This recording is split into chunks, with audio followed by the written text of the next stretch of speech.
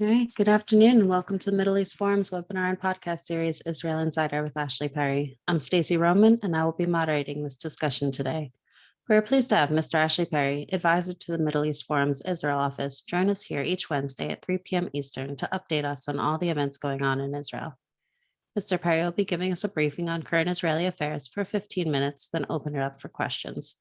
Should you wish to ask a question, please use the Q&A box located at the bottom of your screen to type your question.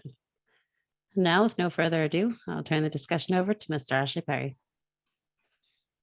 Thank you very much, Stacey, and good evening from Israel.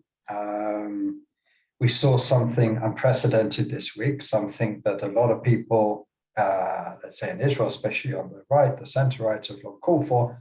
There was cooperation between the opposition and the coalition on an issue of significance on the Citizenship Law, which is otherwise known as the Family Reunification Law. We've talked about it in the past. Basically, it was a law that was passed at the height of the Second Intifada in 2003, when there were suicide attacks going on with regular frequency. And basically, the law stated that the law in Israel is if an Israeli citizen marries a foreign citizen, that foreigner then can apply and gain Israeli citizenship. What some were afraid of, and statistically they showed that it does happen, is some were using this law to bring in Palestinians who would then marry Israeli citizens, and some, obviously a very small minority, were committing suicide attacks or terrorist attacks or being involved in terrorist attacks. So on the advice of the security forces, it was decided that Palestinians wouldn't get automatic citizenship. It wasn't a law that was passed for good, I think maybe because of Supreme Court challenges. It was a law that was passed that needed to basically be reintroduced and passed every year. And as we know, it was passed every year until this government, as we know, the government has a challenge. It has the far left to pretty much the far right, or the right, the strong right, let's say. And it includes an Islamist party, an Arab Israeli party called Ram. So they weren't really able to come to a solution on this issue. And the opposition, which is largely made up, almost overwhelmingly made up of right-wing parties, or at least and the ultra-Orthodox parties, which have no problem with this law, they refused to support it, which means that every attempt by Interior Minister Eila Shaked up until now fell. It didn't get the necessary support, and the opposition would taunt the coalition with the failure of being able to pass this. It is a law which, as I said before, has overwhelming support. People say the support is in 90 or maybe even something close to 100. If you look at it, the only parties that are really against it are Ram, Meretz, which is the extreme left party of Netanyahu, and obviously the Joint Arab List. And together that is less than 20 seats. So we are talking about, there's also a few in Labour, a small minority in Labour who would support it. So we're talking about close to 100, or at least in the late 90s. So there was really no reason apart from politics that got in the way of the passage of what all the security forces said was a necessary law. There had been a lot of negotiations. The game was always the opposition wanted to embarrass the coalition, but at the end of the day, they also understand this is a law that needs to be passed. So it was a sort of, what they could each get out of it. What happened was Eila Shaked put up a law, as I said, that was voted down. And on the opposition, an almost identical bill was presented by Simcha Reutemann of the religious Zionist party, the far-right party of Bezalel Smotrich. So what actually happened in the end and led to Monday's vote was that there was negotiations between the right and the center of the coalition and the opposition parties, obviously minus the Joint Arab List, to try and find a compromise, a way out of this. And what was understood is that they would basically vote for both laws. This isn't uncommon. In the Knesset, there are sometimes competing laws which are put up. And if both pass, what usually happens is there's some negotiations and they're basically put into one law sort of together. They're co-signed by the presenters of the two laws into one law. That usually happens after the passage of the first reading. It goes back into the committee stage, and usually there's a compromise and the law is somewhere in the middle of their identical laws, and they just become sort of one law co-signed. So what was agreed is they would vote for both laws. As I said, pretty much everyone in the coalition and most of the opposition. In the end, the joint Arab list in the opposition decided to add, and I'm sure that this was not a surprise, and this was probably negotiated with the leader of the opposition, to add an element to the law that it would also be a vote of no confidence. So suddenly at the last minute, the Likud and the religious parties couldn't vote for Ayelet Shaked's law, but it still passed because they didn't vote against it. So it passed something like, I think it was 44-5, the 5 being the joint Arab list and the 44 being the center and the right-wing elements of the coalition. So it passed. Simcha Rotman's law passed, I think, something like in the 70s against a very small minority.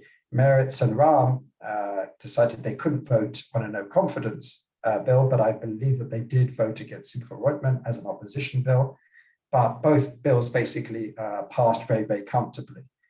So this certainly was a rare moment of compromise, of coordination, of cooperation for what was considered, as I said, a very important law. It's something when it was at the legislative, at the government committee on legislation, the members, the heads of the Shin Bet came in, it's the internal security agency, and basically said that this is a very important law for security reasons, and we generally believe that it should be supported by all. That certainly swayed a lot of people. There was a debate within the coalition whether there would be freedom to vote according to conscience. That was something that was objected to by Benny Gantz's Blue and White Party. They believe in a coalition like this, there shouldn't be votes on freedom of conscience, because basically then everyone will vote according to ideology and it will be hard to vote things through. Usually what happens when a law has been voted on by the Government Committee on Legislation, then all government members, members of the coalition, are bound by that. But if you allow everyone to vote as they want, then no one is bound by it, which means that in the future, other parties could demand that. So Benny Gantz, some would argue, is correct in that they didn't want to start a precedent. We'll see what happens. Meretz and Ram less so, at least not for Mansour Abbas, but Meretz have threatened consequences to the passage of this law. They don't believe it's a sound law. They believe it's a quote unquote racist law. It sort of picks out Palestinians amongst all nationalities. And they certainly weren't supportive of this. It remains to be seen what the consequences are. Part of it may just be playing to their gallery, that they have to be seen as opposing it, they have to come out strong. But whether there will be severe consequences, I doubt. I don't think this is going to be something that breaks apart the coalition, because it's still too early. At the moment, the focus is on trying to pass the next 2-year budget in May. And at the moment, pretty much every party in the coalition hasn't been able to make great inroads, according to any poll. So to leave now, to break up the coalition now, there's still the worry that Netanyahu is still a member of the opposition. There's no plea bargain deal on the table. There's no even suggestion that there will be. So the government remains intact, and the government, each party needs successes and achievements before it goes to the next election. So I don't believe that this will break apart the coalition, but it does show that there is arguably a level of maturity on both sides, the coalition and opposition, that on issues like this, which are considered national security, there is at least a precedent now on the table how they can work together. So I think that is a good sign. Moving forward, it remains to be seen how often that will be used, because today, Wednesday, is another Knesset day. I was there earlier, and we basically went back to coalition opposition. even when, we saw the opposition trying to embarrass the coalition once more by trying to pass a law which would extend electricity and other amenities to what's called the young settlements. In other words, not legal settlements, but basically at the moment they don't have electricity, or officially they're not linked up to the electricity grid. So it was an opposition, again, going back to the previous rules of the opposition trying to embarrass the right-wing elements in the coalition. It actually came down to a 50-50 split, but that means a law doesn't pass when it's a tie. So basically, after Monday's sort of ray of hope, we're back to the positions as they were. That's not a great shock. But again, there is that ray of light that perhaps on certain issues, the coalition and opposition can work together. And at the moment, the elements which are unhappy about that law have not taken any great measures as of yet to sort of punish the right-wing members. The big news of this week was what's been now termed as the NSO, or the police hacking scandal.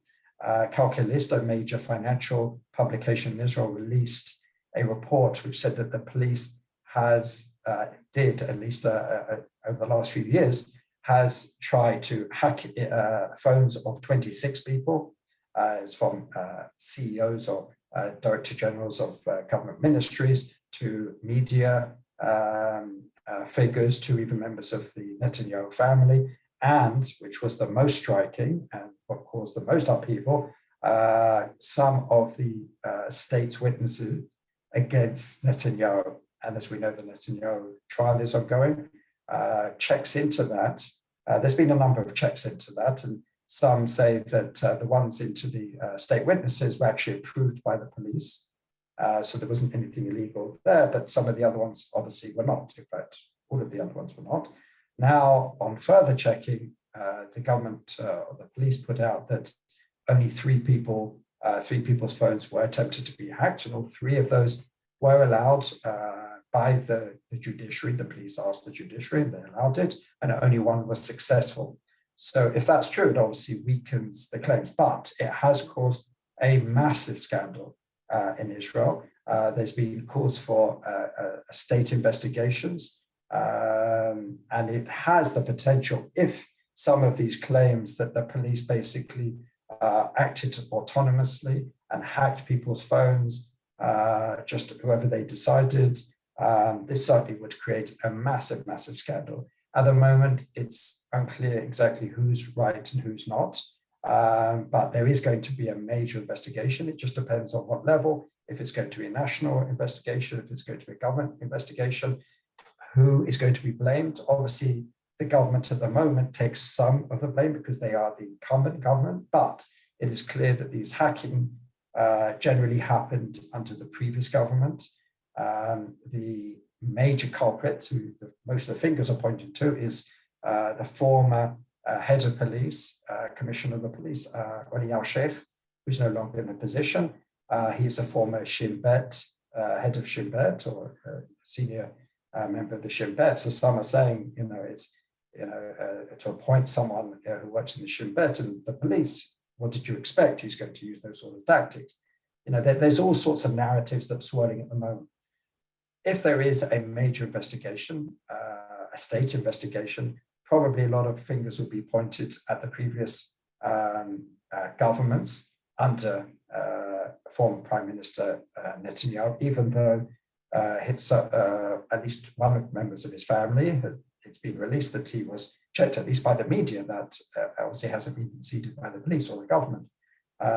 So they're running a narrative, the opposition led by Netanyahu, although he's not saying as much himself, but members of his inner circle are claiming that this was obviously rogue police investigations that are part of the whole conspiracy against the Netanyahus, and that's what led to the case, and this has to be checked. And obviously, the police are investigations have been tainted and they're actually trying to delay his case.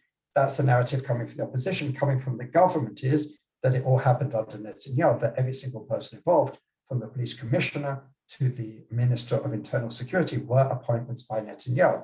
And Netanyahu himself used some of these NSO, which is the company that's been pointed to, and its Pegasus program, were used by Netanyahu, either some allege personally or professionally and even diplomatically, that some of these sort of gifts that were given to firm up the Abraham Accords, to allow NSO to provide the Pegasus program to some of those countries involved in the Abraham Accords. So there's a lot of narratives. It has created a massive scandal in Israel, and it remains to be seen exactly what the truth is.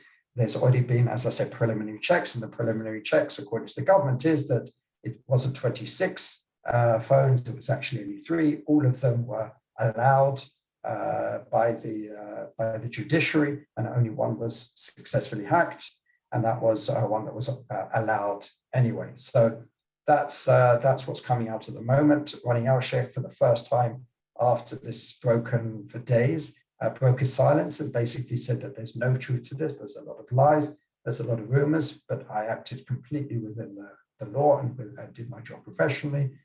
So that's the narrative that he's sticking with, but he's certainly the one that most people are blaming for this. Potentially, it could be a bit of an earthquake, depending on who knew what when, and how much they allowed.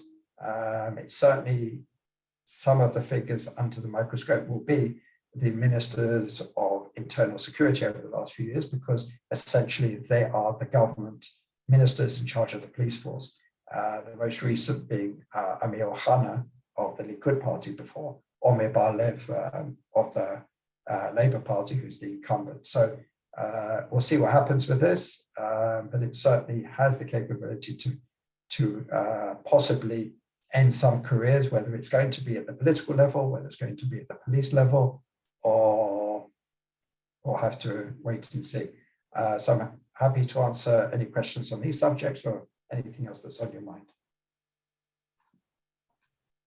All right. Well, first off, David Levine would like to thank you for your encouragement to take the trip to Israel. He said the COVID requirements were manageable and people were all very helpful. Second off, Ken Miller asks, if this law actually specifies Palestinian, does this not create the de facto nationality of Palestinian people and creates a precedent? Well, it does. I haven't read the law itself, but there's a number of ways that you could say residents of Judea and Samaria, non-Israeli residents of Judea and Samaria. You can say citizens of the Palestinian Authority. I haven't read the actual law, but Israel does not recognize a Palestinian state. It recognizes the Palestinian Authority, and it has done since 1993 with the Oslo Accords. So I don't think that's a relevant point, because it doesn't recognize a Palestinian state. And again, when I use the word Palestinians, I'm not talking about the nationality. I'm talking about how they self-identify as a people. Thank you so much. An anonymous attendee asks, could you comment about Mahmoud Abbas's promotion of 2 of his cronies? Does this not indicate that the impasse between the Palestinian Authority and Israel will continue? Well, I don't see this as necessarily relevant to relations with Israel. This is very much internal Palestinian politics. Mahmoud Abbas is a weak figure in Palestinian society. A lot of people see him as vulnerable politically. There's a reason why he hasn't had elections in, I've lost count, it's many, many years. And he's certainly gone well over his tenure, if not 2 or 3 times beyond his tenure. As president, he refuses to hold presidential, parliamentary, or even local elections. So it's clear that he knows that he doesn't have the support of any. But what he has done is try to shore up support within the Palestinian Authority, within Fatah, because there are those who see him as weak, and because of his age and to a certain extent ill health, there is going to be a bit of a battle to succeed him. So at the moment he's trying to shore up support within his important close circles, and also we've also got to look at the internal conflict in the Palestinian areas of Hamas and Fatah. So I think it's not really so relevant to the situation in Israel, because Mahmoud Abbas will remain Mahmoud Abbas, not uninterested, unwilling, perhaps even unable to move any sort of peace process forward, even disregarding what the Israeli reaction to that would be. So I think this is more about internal Palestinian politics than anything else. Thank you so much. And Murray Feldman asked, does Safwat Frisch have ties to the Muslim Brotherhood? I have to say, I don't know. If you're talking about the Merits Minister, Frisch? I believe so. It says the Islamic movement's new leader, Sheikh Safwat Frisch. I have to say, I don't know enough about him to make any statements. Okay. It's obviously not the Merits Minister we're talking about, who's actually had a stroke this week. But that's obviously we're not talking about him. All right. Jeff Sheff would like to know what Israel's reaction is to the controversial Chinese Olympics going on, especially with their treatment of the Uyghurs. Can you comment on that? I can say very little, because Israel's position is pretty much the same as most other countries in the world. There have been some outliers who have boycotted the opening ceremony on a political level, but pretty much every nation on earth has sent a delegation. Israel is not particularly strong at Winter Olympics. I think everyone will understand why. We usually send a delegation of a handful of people, no more. And they usually are in, I don't think we've actually won a medal at the Winter Olympics. Maybe I'm wrong, but it wouldn't surprise me. Although we have a few Russian immigrants in figure skating who sometimes get in the top 10, but I'm not sure if we've actually won a medal. But Israel's position on China in general is, we are a small country. We don't necessarily have a real say in the massive global geopolitical game, as it were. Obviously, on most things, we side with the West, we side with the US. But as we've seen, even the US sent a delegation, as did pretty much every country, sent a delegation. The US boycotted the opening ceremony. I didn't hear of any Israeli representatives at the opening ceremony. That may not have been anything to do with politics. It may just be, as I said, because Israel's certainly not a major player at the Winter Olympics, so that they don't, to the best of my knowledge, send a representative. So I'm not sure, but certainly there was no news of any sort of political boycott in Israel. And out of the 190 odd countries in the world, only a very small handful did make a statement, whether it was India, the US, I think a Scandinavian country or two. There was very, very few that actually did, but Israel certainly wasn't one of them. Thanks so much. Neville Pockroy asks, or states, nothing this week compares with Biden's acquiescence to Iran. $29 billion released and canceling the sanctions without quid pro quo. Could you comment and state what actions we can take to support Israel? Well, it does seem that we're closer and closer to re-entering the JCPOA or something close to that, something similar. There was a phone call this week between President Biden and Prime Minister Bennett, which also lends credence to the idea that we are getting closer because they haven't spoken to each other in quite a while. There hasn't been that sort of call. So probably it was a heads up. That would be my assumption to a certain extent, that things are moving in that direction, and probably the sanctions relief are in that, with that in mind. I mean, we can all see that the lead up to this was the fact that the more quote unquote hawkish elements of the American negotiating team quit in disgust. Well, maybe disgust is my term, maybe disgust is a little bit harsh, but certainly in disagreement with the position that the Americans taken. And those that were left on the negotiating team were, far more dovish and far more closer to returning to the JCPOA. So it does seem that the ingredients are there, and the fact that the sanctions relief was there because Iran has been calling for some time for that, and they probably made the argument to the Americans that we need something to be able to go to our people and say, look, we gained sanctions relief. whether it's limited or not, that's a whole debate. But certainly it showed a certain level of weakness. In Israel, certainly Israel continues to be against the agreement.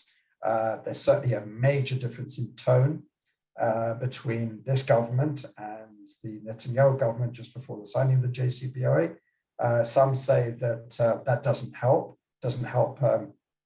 Israel's friends in America. Some say, it doesn't help the Republicans or even the more hawkish elements of the Democratic Party to fight this, as some stated that they will.